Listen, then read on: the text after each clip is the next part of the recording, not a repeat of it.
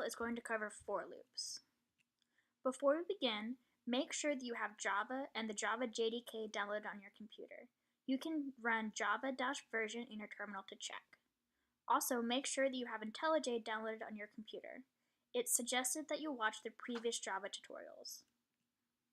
Some vocab. The loop variable is the variable that keeps track of the loop counter. Increment means to add to a variable, and decrement means to subtract from a variable. What is a for loop? A for loop is a control structure that lets you repeat a piece of code a fixed number of times.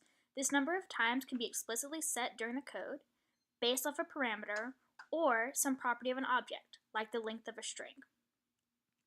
So this is the code and diagram for a for loop. You have a start, a loop test, and an update as part of the for loop syntax.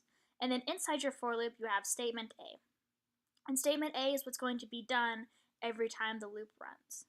And then outside of that, you have statement B.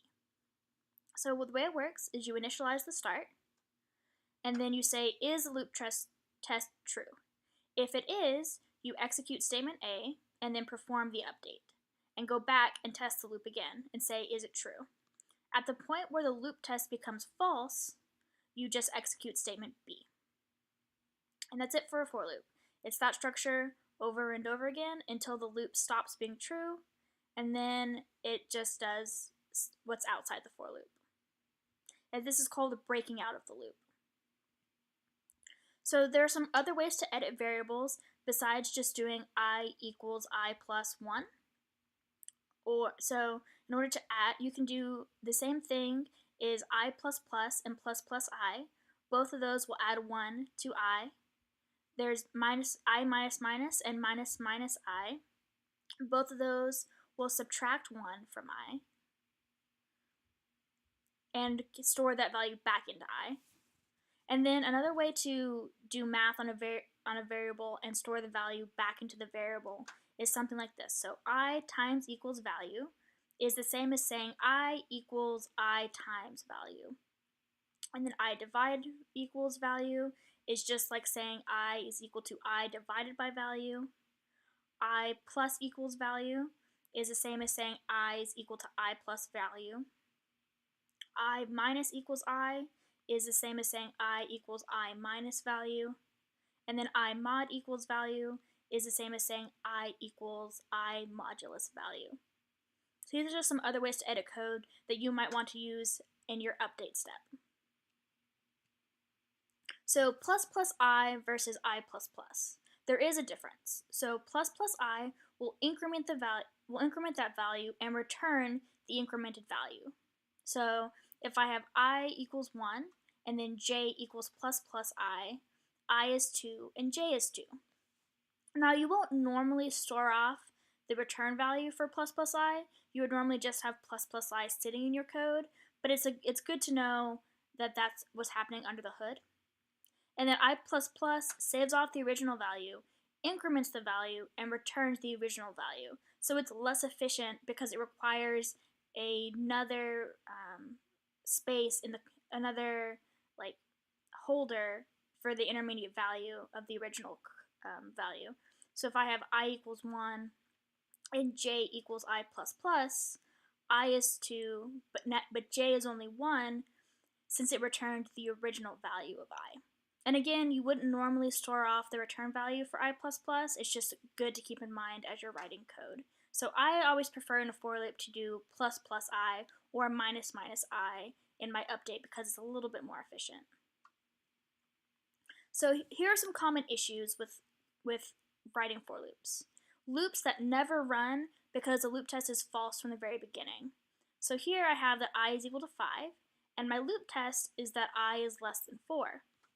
So since my loop test is false from the beginning, this loop will never run and I'll never have any asterisks printed.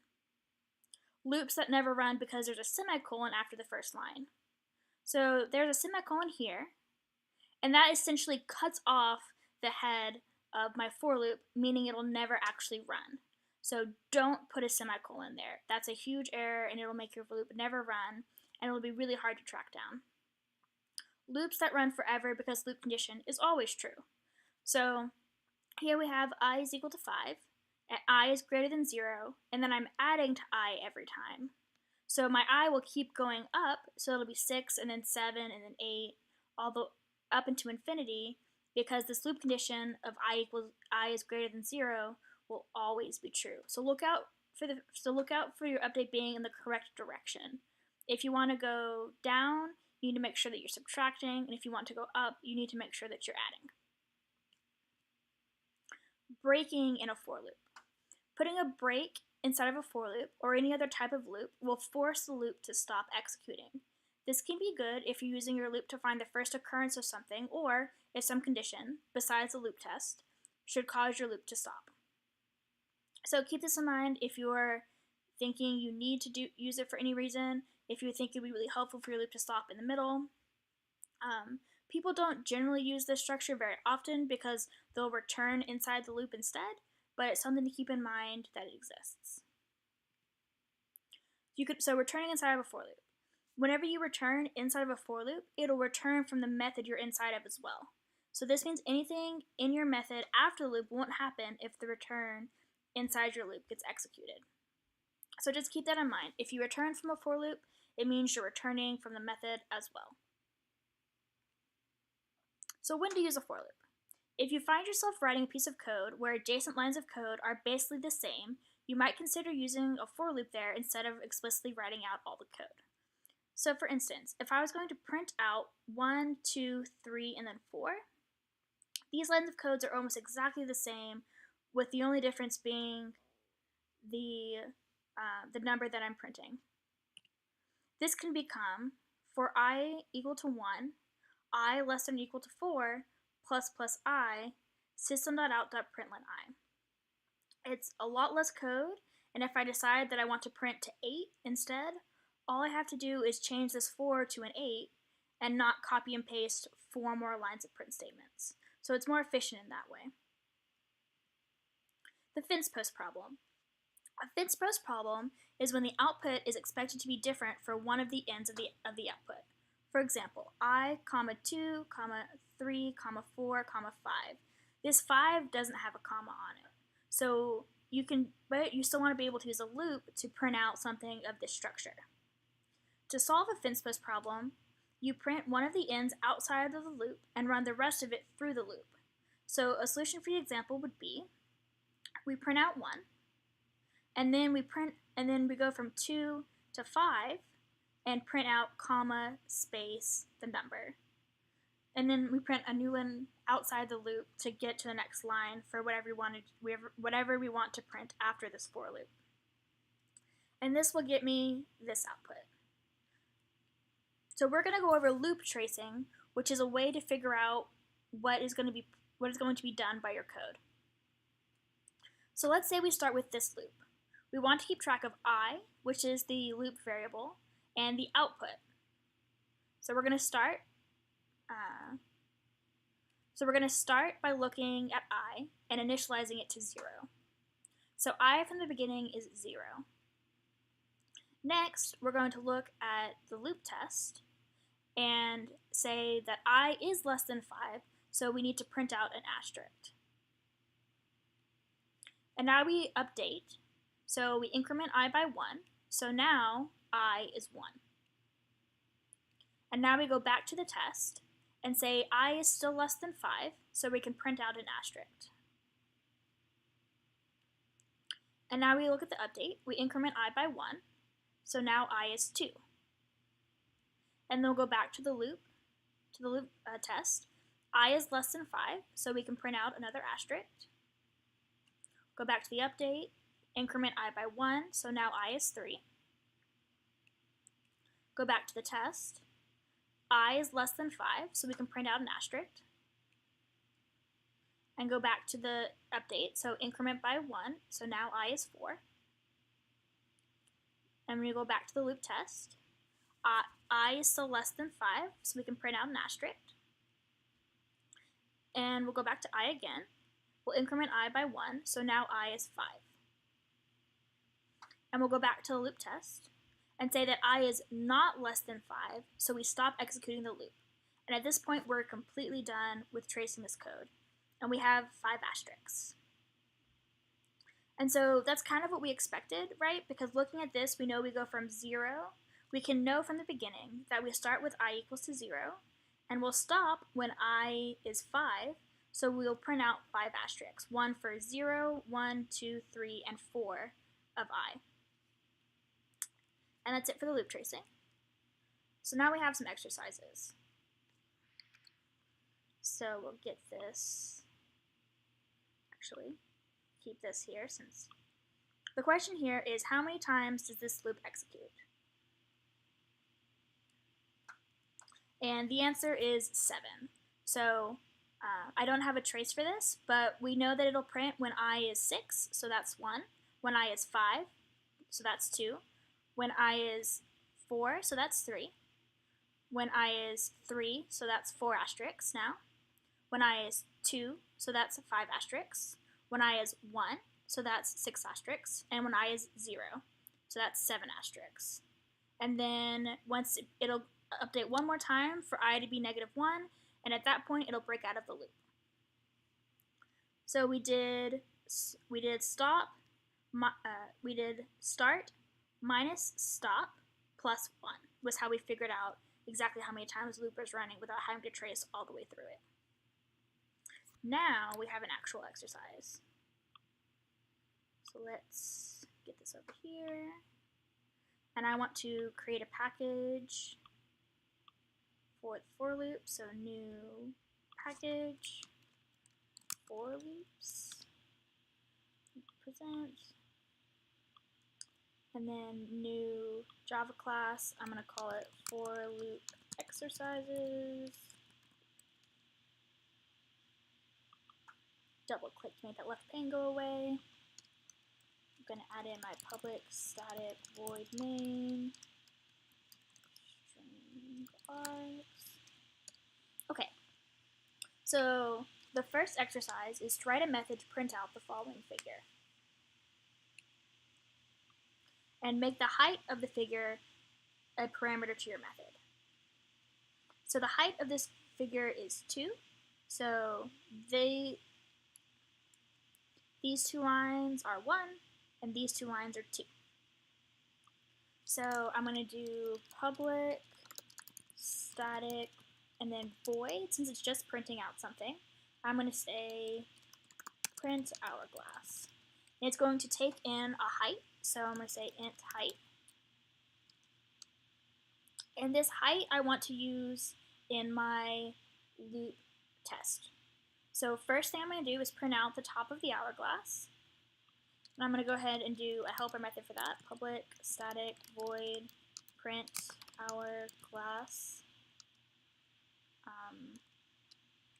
line. And so I have the hourglass line, and it's system.out.println, and it's going to take a plus, and then 1, 2, 3, 4 dashes, and then another plus. So I'm going to print hourglass line, and I'm going to print hourglass line after my for loop. So I'll have the top and the bottom here. And now I want to print out these 2 lines inside of my for loop, right? Because that's what's going to happen every time the loop runs. So I'm going to say for int I equals 0, I less than height, plus plus I. And this is a common pattern, to start at 0 and then to have a less than for your limit. So I want to do system.out.println, and I need a backslash, so I need backslash for the escape character, and then 1, 2, 3, 4 spaces, and then a forward slash. So that's this first line. And then I need the second line, so I'm going to do system.out.println, the forward slash, and then 1, 2, 3, 1, 2, 3, 4, and then 2 backslashes to get a single backslash character again. And now I can call print hourglass with a height of 2, and then I'm going to call print hourglass with a height of 4, just to see what that looks like. So I can do run, run. Oops. I can do run, run. And I'm going to pick 4 loop exercises, and it's thinking. And here we go. I have the figure like I wanted from the slide that has a height of 2, and then this figure with a height of 4. And I can see that I have 4 of this sequence on the hourglass. And that's it for the hourglass one. And now I want a method that prints a NASA-like countdown in a rocket ship launching. So we'll make the starting number for the countdown a parameter to the method. So in this one, I want to count down. So I'm going to pick public static void print countdown. And I'm going to take in int start. So now my parameter is going to be on the start of my loop. So I'm going to say for int start equals, for int I equals start, and then I greater than 0 plus minus minus I this time, because now I'm starting at a larger number and going down to 0. And that's another common pattern, is starting at the value, starting at how many times you want the loop to run, and then going down to 0. And in this case, though, I have my start, and I want to go down to 1. So I could do this and be a little bit more clear about what's going to happen inside the loop. So I can have system.out.println, and then I'm going to print out I plus the ellipses. And then at the end, I want to do system.out.println liftoff. And that's a kind of fins post problem, right? Because the very last part of what I wanted to print out is different from what's inside of the loop. So I'm going to hit play again. Oops.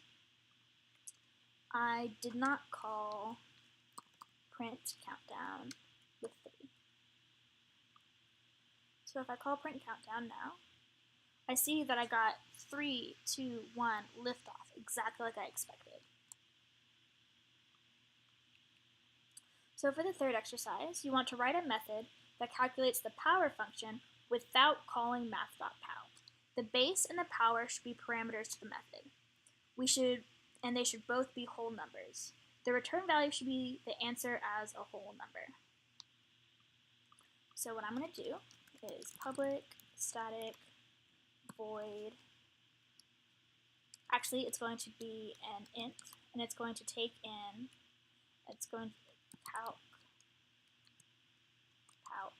I'm going to call it power.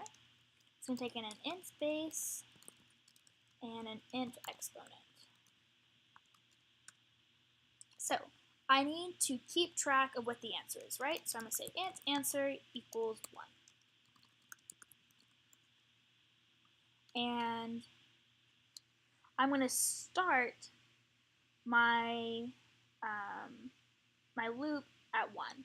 I'm going to say for int I equals 1, I less than or equal to exponent plus plus. So I know that the base to the power of 1 is itself, and the base to the power of 0 is 1. So if base is 0, this loop will never run, and it will just return 1, which is exactly what I would expect for this for this method. So I'm going to say answer times equals answer. And so every time this loop runs, times equals base. So now every time this loop runs, the answer will get multiplied by the base another time. So I can do system.out.println power, and I'm going to call it with 2 to the third, so that should be 8. And I'm going to call it again with 2 to the 0, and that should be 1. And I have 8 and 1, just like I expected. So this is the power function. You start answer at 1, and for 1 to the exponent, you just multiply by the base. And here we've just assumed that the base is that the exponent is a positive exponent. And that's just an assumption we're going to keep because it makes things a little bit easier.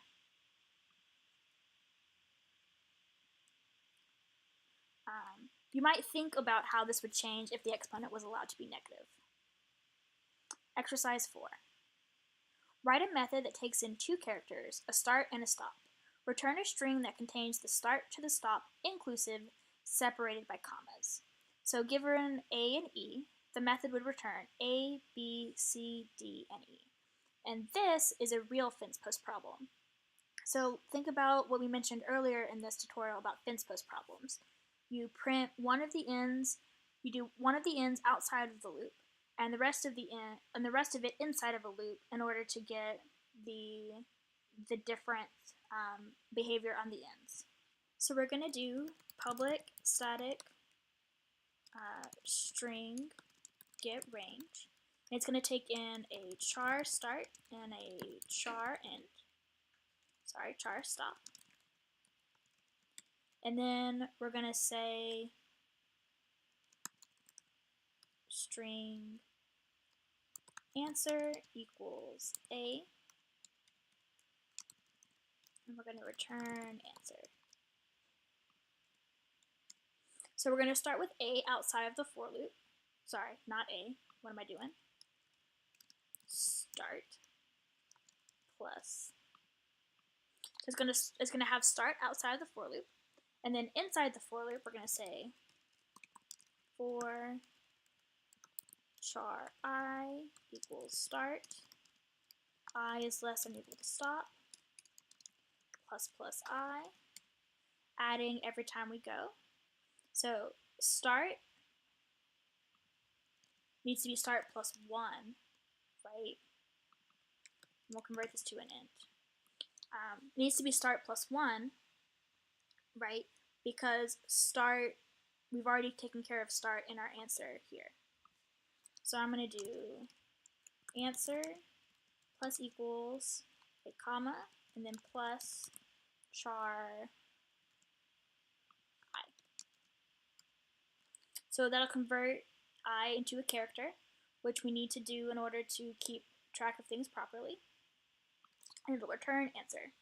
So now up here, I'm going to call system.out.println get range from A to E, our example. And now I'm going to run it. And here we go. A, B, C, D, E, just like we expected, with a nice fence post. Okay, so those are all the exercises we're going to do. And this file will be available in the description.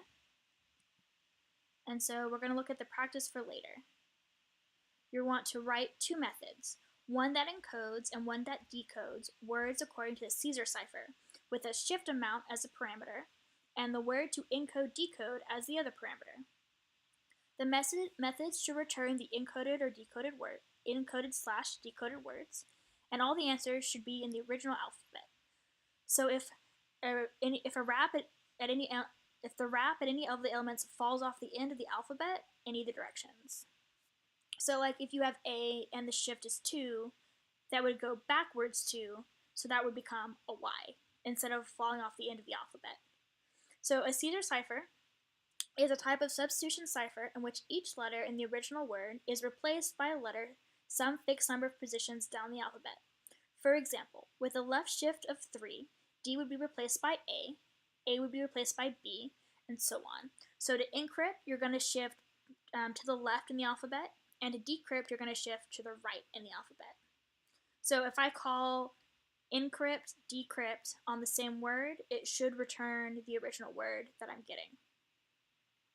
So if I call, sorry, let me be a little bit more clear. If I called something like decrypt, encrypt on Word,